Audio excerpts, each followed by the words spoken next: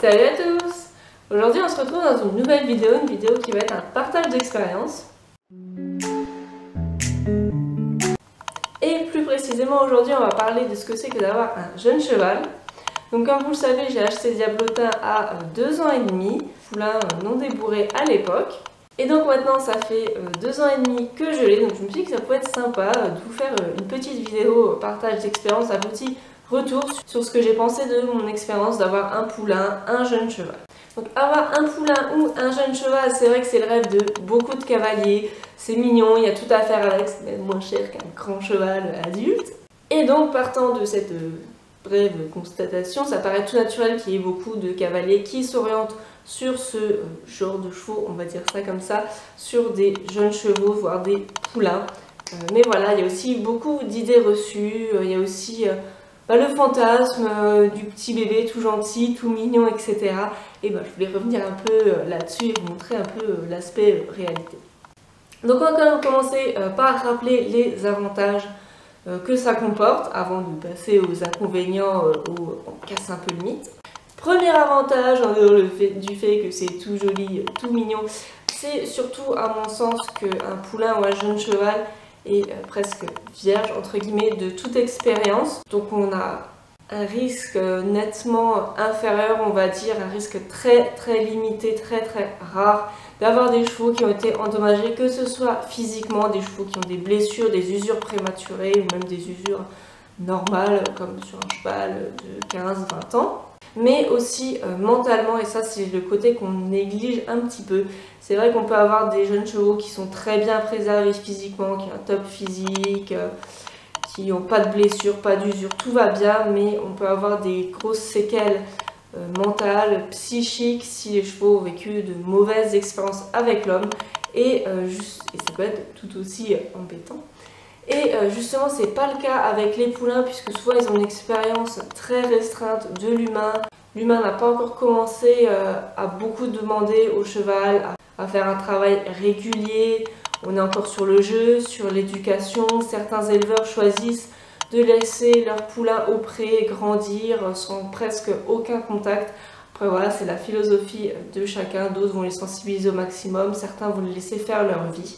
Petite parenthèse avant de passer au deuxième avantage, c'est que je trouve qu'on sous-estime beaucoup les dommages, les dégâts mentaux, psychiques que le cheval peut garder de ses expériences, soit avec l'homme ou pas. C'est vrai qu'on est souvent plus regardant sur le physique, notamment quand on a des objectifs sportifs.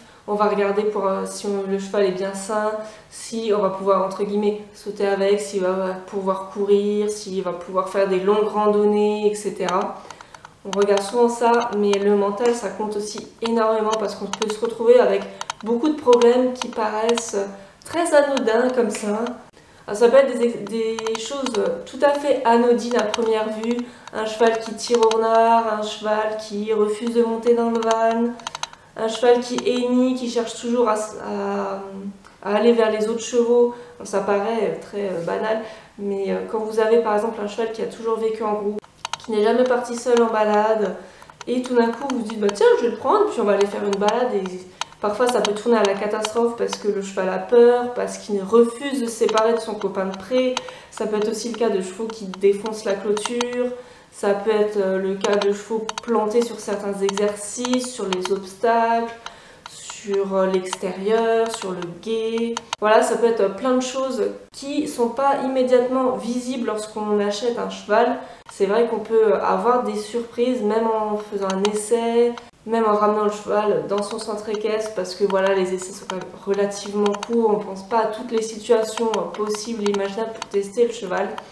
Et du coup on peut avoir des surprises, et ce genre de surprise qu'on a vraiment très peu avec le poulain. Du coup, deuxième avantage, c'est que puisque le poulain n'a aucune expérience, il y a tout à faire, tout à lui apprendre. Alors que c'est vrai que pour ma part, c'est la chose qui m'a le plus emballée dans l'idée de prendre un jeune cheval. C'est que je me suis dit, il y a tout à faire avec l'éducation, le pansage, le débourrage, toutes les premières fois, et je me suis dit que ça devait être un travail super intéressant. Je n'ai pas été déçue. C'est vrai que c'est une expérience très enrichissante. Après voilà, je ne vais pas m'étaler sur le sujet, moi c'est vrai que ça m'a beaucoup apporté dans ma manière d'aborder les chevaux, leur travail, la pédagogie, la façon de construire, les séances. C'est vraiment des choses qu'on peut que apprendre avec un jeune puisqu'il n'y a plus de première fois où il y en a assez peu avec un cheval déjà mis, déjà bien travaillé. Petite parenthèse, un troisième avantage qui n'en est qu'un que pour les gens qui vont chercher un entier. Voilà, alors moi c'est vrai que je voulais absolument un entier et justement prendre un poulain ou un jeune cheval c'est une manière facile entre guillemets d'en trouver un parce qu'à partir d'un certain âge, donc les chevaux mâles suivent deux trajectoires, on va dire grosso modo. Soit ils sont destinés à la reproduction et on les garde entiers et souvent ces chevaux-là sont vendus à des propriétaires qui vont les valoriser, faire de la reproduction ou alors dans des petits élevages familiaux. Donc généralement on ne les trouve pas à vendre, on ne les trouve pas sur le marché. Les chevaux qui sont valorisés, qui sont destinés à les reproducteurs sont achetés assez jeunes. Donc une fois qu'ils sont agréés, etc., la personne ne va plus forcément les vendre. En général c'est même assez rare, à moins qu'il y ait une réduction d'effectifs. Et encore qu'en général, ça va plutôt être les poulinières, les poulains. Tandis qu'un étalon, il y en a rarement beaucoup dans un élevage. Au maximum, il y en a 2 ou 3. Mais voilà, c'est plus rare. Et l'autre trajectoire, ça va être la castration. Pour les chevaux passés 3, 4, 5 ans, on estimera qu'ils ne sont pas aptes à la reproduction pour X ou Y raison. Parce qu'ils ont un problème physique, parce qu'on ne les estime pas assez doués, parce que le propriétaire n'a pas envie de faire de reproduction avec son cheval. Tout un tas de raisons qui sont parfaitement entendables. Donc du coup, passé 5 ans, le nombre de chevaux entiers se restreint à peau de chagrin. Et souvent, ceux qui sont gardés entiers ne sont pas à vendre. Donc pour ceux qui recherchent un entier, c'est vrai que prendre un poulain ou un jeune cheval, c'est quasiment le seul moyen d'en avoir. Et enfin, dernier avantage que j'ai un petit peu évoqué tout à l'heure, c'est le prix. Alors effectivement, le prix peut être plus intéressant parce que le prix va tenir compte du fait qu'on ne va pas pouvoir tout de suite monter le cheval, qu'il va y avoir. Donc généralement, le prix s'en ressent. Après, par contre, il ne faut pas rêver, un poulain, c'est pas non plus donné, entre guillemets. Dans le sens où il faut savoir que dans les élevages, la saillie coûte très cher. Après, ça dépend ce que vous recherchez. Il y a des étalons sport avec des saillies à 1000 €, et puis vous allez avoir des étalons de loisirs où les personnes auront trouvé une saillie à 200, 300, 400 €. Forcément, ça va jouer sur le prix du poulain. Mais voilà, il y a un gros budget saillie, il y a tout ce qui est entretien de la jument et l'entretien du poulain à la naissance, les papiers, l'inscription du coup au CIR, enfin l'IFCE. Tout ça, c'est des frais pour l'éleveur donc qui vont expliquer, on va dire, le prix. Voilà, il ne faut pas vous imaginer que vous allez avoir un poulain de sport à 1000 € dans un élevage parce que souvent les étalons de sport, 1000 € c'est déjà le prix juste de la saillie. Donc l'éleveur n'a pas payé l'entretien de la jument, son échographie, les papiers du poulain à la naissance, les primo-vaccinations, etc. Donc à mon sens, si vous cherchez plutôt un cheval de loisirs, sans robe particulière, sans race particulière, je pense qu'il y a énormément de chevaux sur le marché, notamment des chevaux qui viennent de particuliers, donc qui vendent leurs chevaux à des prix hyper intéressants parce qu'ils veulent trouver absolument une bonne maison à leurs chevaux et ils s'en fichent de savoir ce que le cheval vaut réellement, parce qu'ils veulent vite se défaire du cheval. Pour X ou Y raison, je trouve que généralement les particuliers, c'est un petit peu moins cher. Et puis je pense qu'ils n'ont pas forcément, ils n'ont pas forcément toutes les charges qu'un professionnel. Donc il y a beaucoup de chevaux de particuliers qui sont déjà bien travaillés, bien mis, qui vont être moins chers que les poulains. Par contre, dans le cas où vous cherchez une race en particulier, une robe un peu originale, là ça va être dur de trouver ailleurs que dans les élevages, déjà d'une part. Et ensuite vous allez sûrement payer plus cher, je pense à certaines robes qui sont assez rares. Vous risquez souvent de payer la robe. Et donc là ça peut être intéressant sur ces chevaux-là d'avoir un poulain qui sera moins cher qu'un cheval adulte, sachant que dans les deux cas on paye la robe. Et qu'en plus en dehors des élevages, des chevaux avec des couleurs, des races particulières, ça va être plus difficile à trouver. Question prix, on parlait des chevaux, des particuliers qui sont souvent un petit peu moins chers.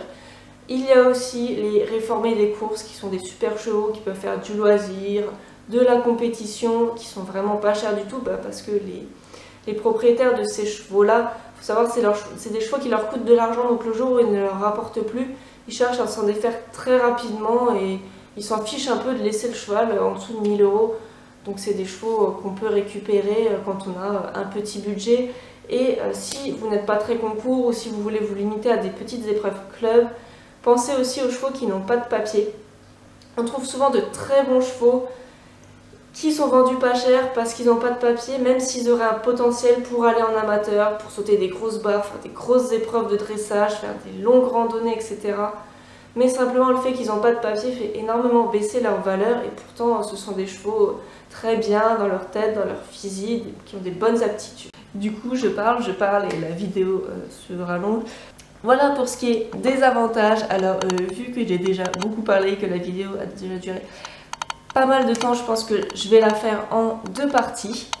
Du coup pour la deuxième partie, je vous parlerai des inconvénients d'avoir un jeune cheval, un poulain, parce que forcément vous vous en doutez, il y en a, c'est pas toujours tout rose, on est toujours dans un peu ce fantasme du petit poulain tout joli, tout mignon.